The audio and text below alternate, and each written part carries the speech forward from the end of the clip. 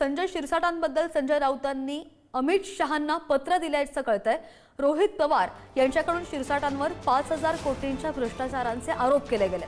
अमित शहा यांनी तत्काळ प्रकरणाची चौकशी करावी असं सुद्धा राऊतांनी म्हटलेलं आहे। पत्राद्वारे इंग्रजांशी हातमिळवणी करणाऱ्या व्यक्तीशी शिरसाटांची हातमिळवणी असल्याचं सुद्धा राऊत यांनी आरोप करत म्हटलंय। शिरसाट यांनी 15 एकर जमीन बिवलकर कुटुंबाला दिल्याचा आरोप सुद्धा राऊत यांनी केलेला आहे। या अधिकाऱ्यांचं नाव दिगेकरांचं नाव देण्यात आलं होतं की यांनी सकारात्मक निकाल दिलाय जो नकारात्मक होता। म्हणजे कुठेतरी सेक्रेटरिएट यूडी यांच्याकडनं सुद्धा दिशाभूल झाली आणि तसं पत्र हे यूडीकडनं आलं खाली सिडकोला। खरं तर ते देऊ शकत नाही कारण सिडको ही स्वायत्त संस्था आहे।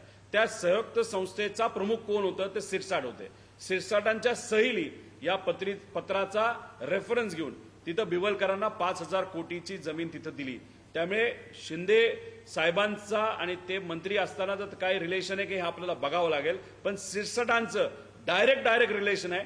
शिरसाटांना राजीनामा हा त्यांनी दिलाच गेला पाहिजे।